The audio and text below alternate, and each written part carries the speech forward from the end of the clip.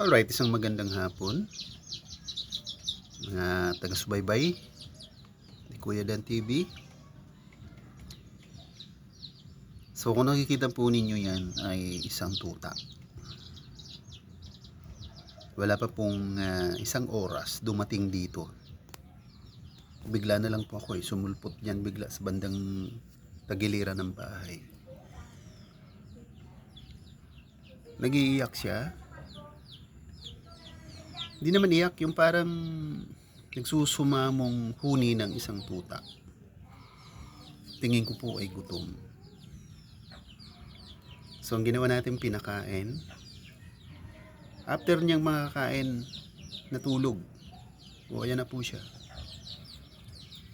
Yung tulog po niyang komportable na parang kilalang kilala niya ako.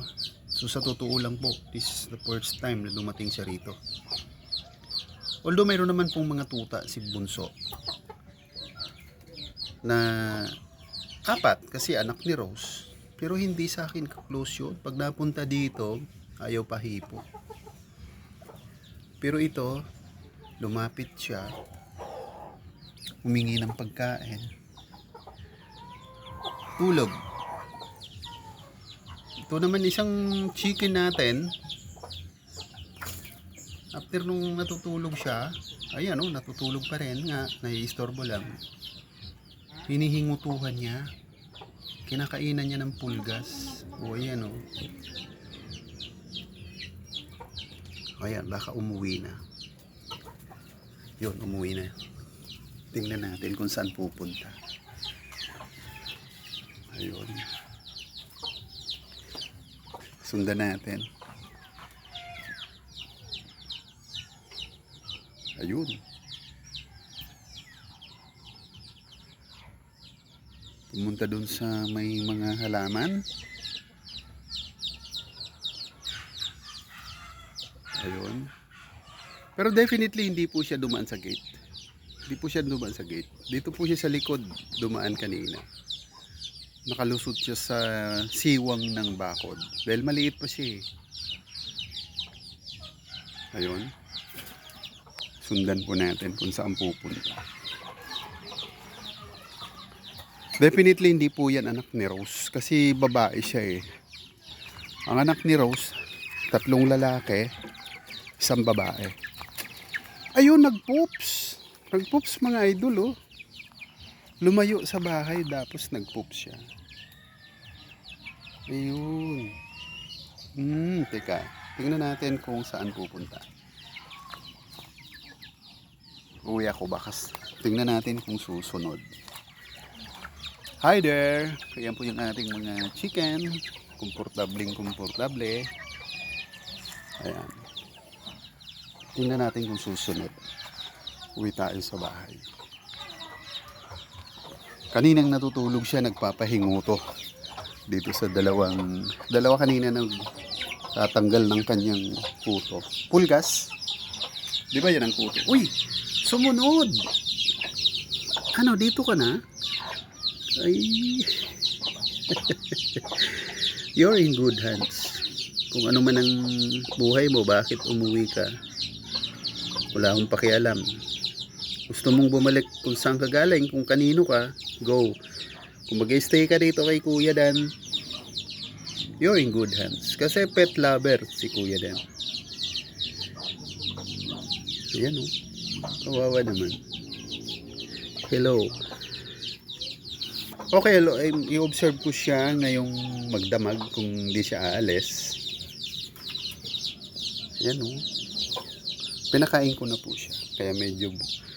Kaya siya nagpoops. Kasi nakakain siya. Tapos natulog. Hindi siya nag-aalangan. Parang close siya sa akin. Alam mo yung parang dati mo na siyang kahalubilo dito? No. Talagang nagulat po tayo.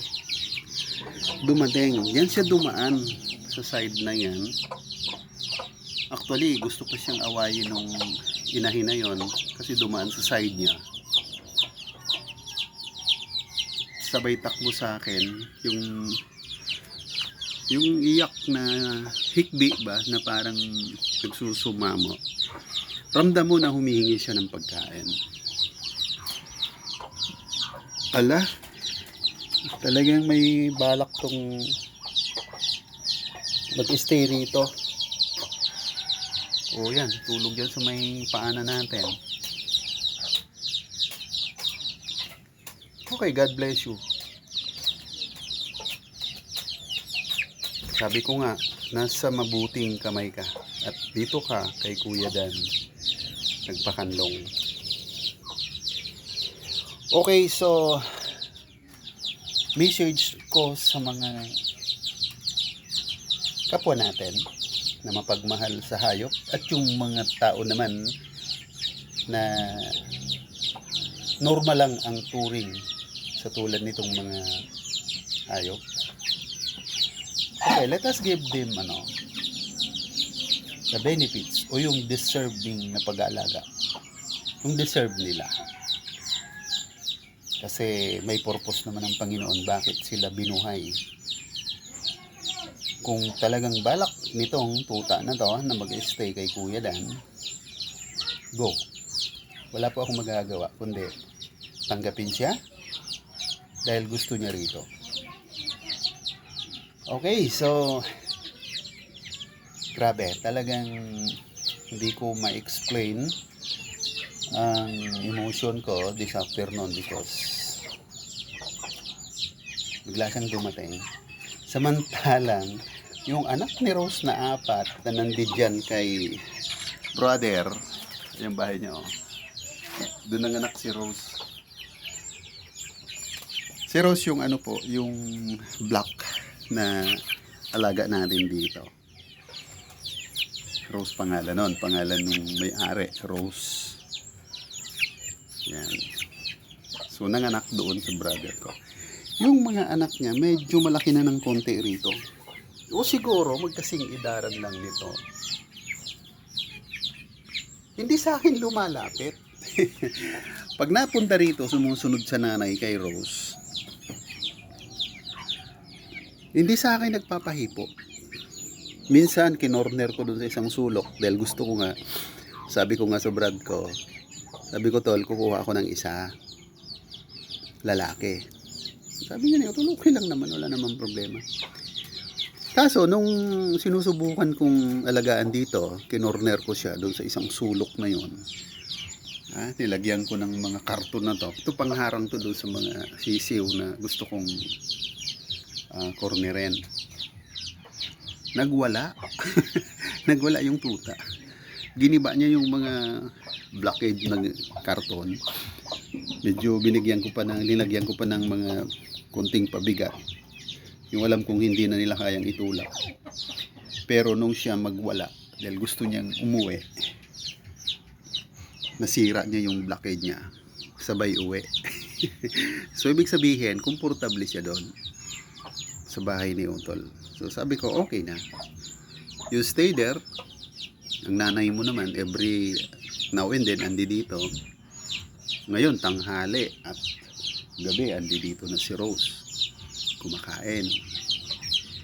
So surprisingly this afternoon mga idol, it's June 29, 2026.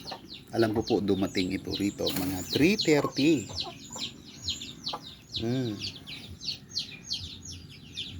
So I observe na maghapon ngayon o magdamag kung aalis siya ng bahay or hindi na until tomorrow.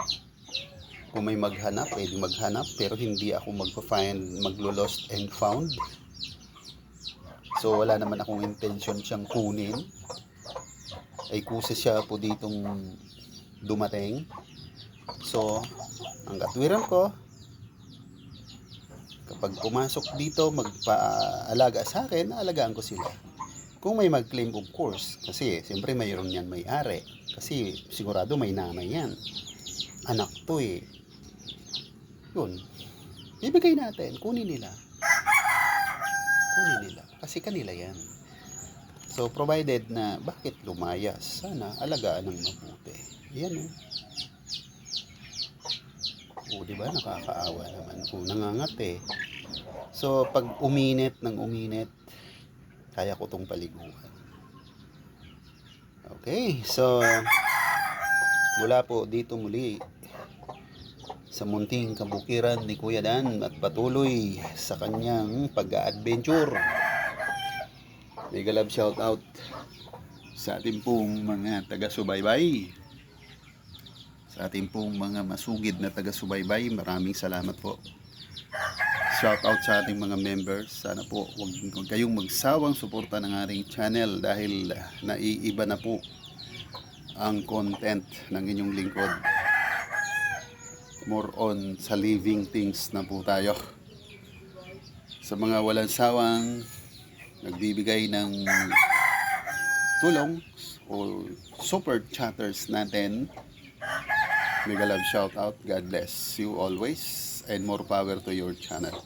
Alright, Dan TV is now signing off.